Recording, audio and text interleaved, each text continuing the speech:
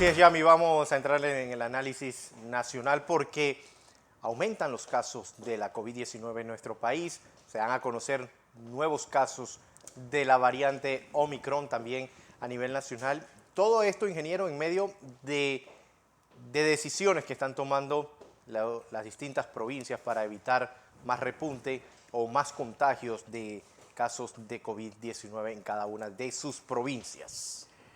José Luis, estimados televidentes y radioescuchas, tengan en mente, ¿por qué te siempre anda con una pluma? Porque yo siempre pregunto cosas que me manda, que me escribe. No uso la memoria para es que mejor siempre es el papel. Sí, no hay nada mejor que para escribir. Aunque lo escriba a veces se me olvida. Tengan en la mente, estimados televidentes y radioescuchas, las variables que le di, las tres variables macroeconómicas que ponen a nuestro país es uno de los países con mayores perspectivas para el 22. Crecimiento del Producto Interno Bruto, en el 22, crecimiento, un nivel de riesgo crediticio moderado, bueno, diría yo. La inflación baja, pero tenga además de eso el carácter geopolítico de lo que es la importancia de la posición geográfica de la República de Panamá, cuyo valor agregado en este momento de repartición y recomposición, vivimos una nueva era política y de repartición de las funciones en el mundo. Una de ellas es la repartición marítima, el que controla los mares controla el mundo. Y nosotros somos parte de ese mundo, al unir dos grandes masas de océanos. Recuerde siempre esas variables cuando hable de la República de Panamá. Siempre habrá el Panamá chiquito, el Panamá que uno, como decía el poeta, el pie que desde la infancia recorrió. Ese es el Panamá de uno. Pero siempre piense en el Panamá grande, en el Panamá que debemos desarrollar para beneficio del Panamá chiquito, del Panamá diario, de todos los hombres y mujeres, pobres, indígenas, campesinos, productores, empresarios, trabajadores, intelectuales. La patria, para que sea de todos, tiene que repartir sus riquezas entre todos, no repartir la pobreza.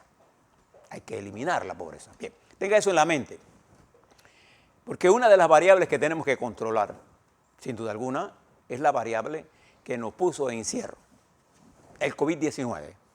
Y hay que entender la dinámica del virus. No hay que dejarse atormentar. Y no, uno en la guerra, este tipo de guerra, uno tiene que buscar mecanismos para ser parte de la ofensiva de la guerra. Cuando usted es parte del ejército victorioso, usted se siente parte importante. Es lo que el gobierno debe hacer, que todos nos sintamos parte de lo que está ocurriendo y los ajustes se hagan para darnos a nosotros respiro. Pero mire los números que tenemos hoy.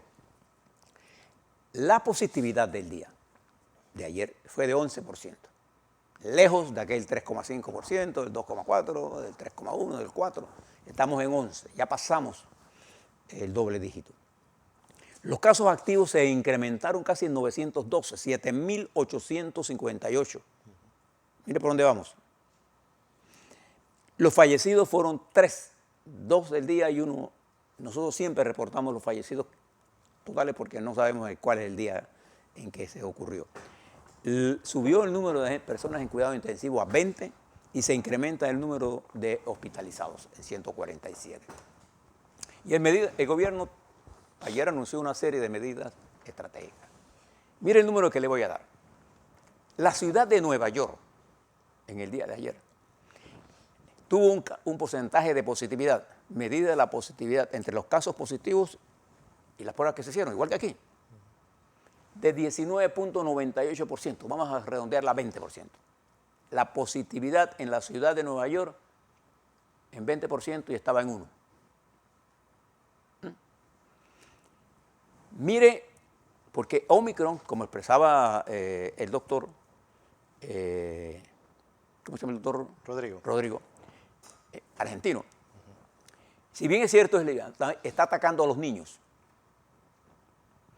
Y en Nueva York, en Estados Unidos, los hospitales pediátricos y salas pediátricas están reportando casos de infectación masivo de niños. Sí. más de 200.000 niños norteamericanos infectados. Esto es una cosa importante, sobre todo porque nosotros en nuestro proceso de vacunación no hemos comenzado a vacunar niños. Estamos en eso, porque eso requiere también más vacunas. Entonces, cuando piense en el Omicron, piense en las cosas que tiene él diferentes y en las cosas que, siendo diferentes, a los adultos nos puede resultar bien, pero piense en los niños. En los niños, sí. Porque nosotros tenemos el deber de abrir las escuelas en marzo. Entonces el gobierno, sin duda alguna, en sus planes, está viendo todo esto que está ocurriendo. Por eso quiero felicitar la reunión que observé que se dio en Veraguas, en la que el gobernador con los alcaldes de la provincia estudiaron en detalle las opciones que tomaron y tomaron un camino correcto. Creo que igual se va a pasar en Herrera, o está pasando. En Herrera estamos evaluando, creo que hoy va a haber una reunión y también se dio esa misma reunión de esa magnitud en el área de Panamá Oeste ayer en la tarde. Y eso es importante, porque las autoridades locales deben saber que, claro, el Año Nuevo es importante por la movilización, pero viene todo el verano. Y nosotros necesitamos el turismo y necesitamos impulsar el turismo, pero no tenemos que concentrarnos en un día y desconcentrarnos en la lucha. ¿Por qué? Porque la batalla contra el COVID o la COVID es una batalla una guerra que no hemos ganado. Ganamos muchas batallas y fíjese, el virus tuvo la capacidad, bien sea la hipótesis que planteó el doctor, bien sea la hipótesis que usted lea. Nosotros en vivo estamos estudiando, científicos panameños, científicos en el extranjero, miles de científicos están hoy sobre sus escritorios y sus microscopios electrónicos y toda la tecnología del mundo está puesta en esto. Créalo. Y no hay la menor duda que la vacuna juega un papel importante en evitar que usted entre en una enfermedad aguda o se muera. Y entonces ponga menos presión si usted está vacunado y se dé la tercera vacuna, dosis. Entonces, estos números nos están indicando a nosotros que estamos definitivamente en una ola nueva. Y con la presencia de Omicron en Panamá, usted puede estar seguro que dentro de las próximas 2 o 3 semanas vamos a tener un incremento de casos. Pero lo nuevo de esto es que es más benigno, pero lo nuevo también es que ataca a los niños. Entonces tenemos que actuar con responsabilidad. Porque si nosotros logramos mantenernos en las próximas 4 o 5 semanas, lo que viene después tendrá vendrán fármacos para curar, vendrán inyecciones más precisas, vacunas, perdón. Entonces tendremos más armas. Hemos desarrollado una exitosa lucha para crear esa barrera que le hablaba ayer de protección a nuestro sistema. Y también tenemos que poner de nuestra parte, que mientras más usted está tenso, mientras usted menos duerme, tenga una vida, entre más sana es su vida, más su sistema inmunológico se protege. Camine un poco, use la mascarilla. En los Estados Unidos las proyecciones que hay para enero son terribles. Sí. Son terribles.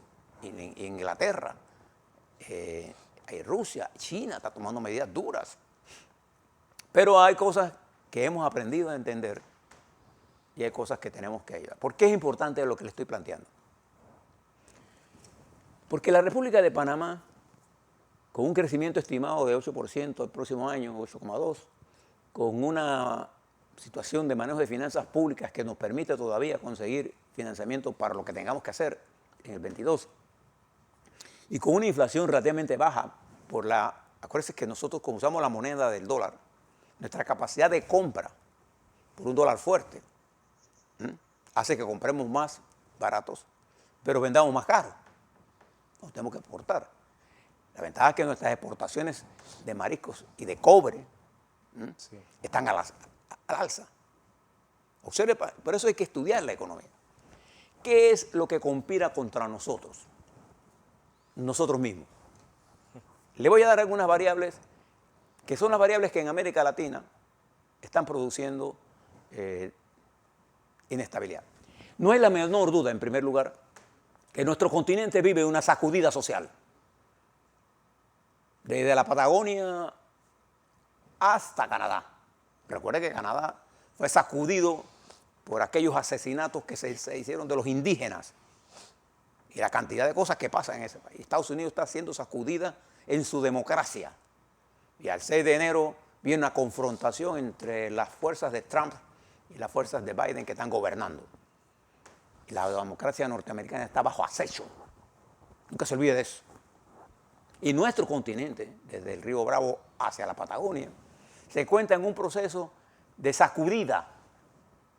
Lo vimos en Chile, lo hemos visto en Bolivia, en Ecuador, lo hemos visto en Perú, lo estamos viendo en Colombia. Mire lo que está pasando en Venezuela, hay un replanteamiento de la lucha política. Mire el desastre de Brasil. Mire los avances en Uruguay. Paraguay, atrapado en la pandemia, con poca información. Mire Centroamérica, lo que ha retrocedido. Mire la situación de Costa Rica, que va a elecciones. Entonces, ¿cuáles son los riesgos de nosotros? El primer riesgo, sin duda alguna, es el riesgo político. Tenemos una sociedad en la que sectores de la economía intentan asaltar las estructuras políticas, debilitadas por una campaña de lawfare y terrible, por una injusticia extremadamente débil y al servicio de quien disparó una línea de eliminar al contrincante por la vía del acoso judicial. Todavía estamos viendo esos juicios. Eso es un problema que está contra nosotros. Eso ha producido el elemento más grave para lograr aprovechar lo que tenemos de potencial. Recuerde que le he dicho que los estudios del mundo demuestran que Panamá es el país con mayores opciones para convertirse en el primer país desarrollado de Latinoamérica. Fíjense lo que estoy diciendo. Eso no lo dice Cortizo, presidente, no lo dice el vicepresidente Carrizo, ni los presidentes de los partidos. Eso lo dicen los organismos internacionales que están analizando Panamá y el mundo. Entonces nosotros tenemos que enfrentar esto, que es el principal problema, la fragmentación, la falta de unidad y la falta de justicia para lograr seguridad jurídica. Factores subjetivos. Pero factores objetivos, nosotros tenemos que enfrentar una Asamblea Nacional altamente cuestionada, pero que tiene que ponerse al día con las necesidades del país, dejando al lado el populismo barato para entrar a mirar los problemas del Estado. ¿Cuáles son los 4 problemas del Estado que tiene que ver la Asamblea? Primero, tiene que mirar las leyes que tienen que luchar contra nuestra inclusión en listas negras. Tiene que elevar el debate de la Asamblea, pasar de las discusiones individuales y personalistas a pensar en la gente y pensar en las cosas que tenemos que hacer para elevar el nivel de gobernanza del país, la administración del Estado. Y eso significa incorporar en la lucha lo que intentó hacer desde el principio el presidente Cristiano Adames y que ahora lo debe retomar con fuerza, sentar a todas las bancadas y a sus partidos a un debate serio sobre cómo luchar contra el problema internacional que tenemos y cuál es la legislación que necesitamos en estas coyunturas. Y yo creo que Cristiano tiene la capacidad de hacerlo. Y si no lo hace, tiene que conseguir para hacer esto. Porque tenemos que bajar esta falta de credibilidad en el sistema y la nueva Corte Suprema de Justicia que se instala. Primero que tiene que con un presidente o presidenta, pues son 5 mujeres, sería absurdo que no sea una mujer. A mí no se me cabe en la cabeza. Que realmente sea expresión de un cambio en la justicia para lograr que los jueces tengan la estabilidad que le da la permanencia, porque el juez es el controlador de las irregularidades que puede hacer el Ministerio Público, quien quiera que esté allí, porque el Ministerio Público, los fiscales actúan como lo que tienen que hacer, ellos tienen que perseguir el crimen, y a veces ven el crimen donde no está, y cierran los ojos donde está, o utilizan métodos incorrectos, y el juez es el que tiene que percibir, el que tiene que evaluar la legalidad de lo que hace el Ministerio Público. Ellos son los controladores de la legalidad. Si un fiscal se pasa del tiempo de investigación, investiga sin permiso, todo lo que está investigando de para adelante no tiene ningún valor jurídico. Pero encontramos un fallo que dice una cosa, después otro fallo dice otra cosa. Los jueces son los que le tienen que devolver la confianza al panameño. Pero también necesitamos que el presidente de la República, en su mensaje a la nación, nos hable de la necesidad de encontrarnos los panameños. Nosotros nos hemos encontrado en las grandes tareas. Nos encontramos en la tarea de la descolonización. Nos encontramos con Liliana Pitis, recuerda, en todo este problema del turismo. Desarrollamos políticas portuarias en todas las administraciones. Nosotros desarrollamos políticas adecuadas para la inversión. Somos el país que más inversiones privadas trae. ¿Sabe dónde no hemos desarrollado políticas estratégicas? En educación. El presidente Valladares inició una reforma sanitaria que después Mireya Moscoso la echó para atrás. Pero necesitamos desarrollar en forma sistemática la reforma sanitaria, no para enfrentar al COVID, para enfrentar los problemas de sanidad. Y fíjense cuántas obras están paralizadas.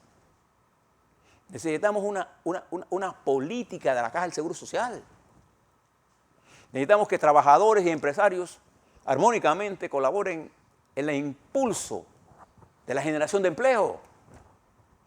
No podemos pensar solamente en los que están empleados. Pensemos en los que están desempleados, que son los pobres. Pensemos en los indígenas. Pensemos en las miles de niñas que son embarazadas y que prematuramente, sin estar biológicamente capacitadas para dar la luz o para parir, menos para criar un niño, se la arrojan aquí a la abuela o la dejan en las casas. Entonces el círculo de la pobreza no lo rompemos nunca. Pensemos en los indígenas, no con carácter de misericordia, sino con carácter de solidaridad. Si nosotros no logramos esa dinámica en el 22, este gran que hemos construido todos los panameños, porque esto no es una obra de A o B persona. La lucha anticolonial que heredó estos 30 años fue el esfuerzo de jóvenes panameños que murieron en las calles. La Federación de Estudiantes de Panamá, la Unión de Estudiantes Secundarios, las generaciones de patriotas, de intelectuales, trabajadores, las luchas sindicales de las bananeras, los empresarios, los grandes intelectuales nuestros, nuestros poetisas y poetas, nuestros escritores. Entonces ellos son los marginados. Tenemos que hacer lo que ellos entren al ruedo. Porque al entrar en ruedo el debate saca a los chabacanos y chabacanas para entrar a lo que tenemos que hablar de estas cosas. Usted no lo ve a ellos hablando de la pobreza, porque ellos comen. Yo me pregunto si ellos pensarán en esos niños que se acuestan sin comer. No hay violencia más perversa que la violencia que produce el hambre en el estómago de un niño. Y eso está aquí, no está en otro lado. Entonces, con estas perspectivas que tenemos nosotros, se abre el 22. Invito al presidente de la República, invito a su partido, a los partidos de Cambio Democrático, Panameñistas, RM, Liberales, Molirena, Populares, invito a los partidos a meditar, invito a las autoridades judiciales a pensar en el Panamá de todos. Mire Panamá lo que hemos hecho. Si nosotros este año no encontramos un camino de consolidación, las elecciones del 24 van a ser un perfecto desastre. No tengo que... le voy a hablar mañana sobre por qué va a ser un desastre. Pero este no es el 22 no es el camino de las elecciones. No. Las elecciones son el 24. El 22 es el año de consolidar la nación para resolver uno de los problemas que necesita el esfuerzo de todos. que es la movilización de la economía y corregir todo lo que la pandemia nos dejó y nos puso a ver. Todos somos importantes, de derecha, de izquierda, gordos, flacos, indios, morenos, negros, blancos, educados, no educados, porque así construimos la nación que tenemos, que hoy tiene estos indicadores internacionales. Fíjese si hubiéramos actuado con más unidad en estos últimos años, lo que hubiéramos logrado.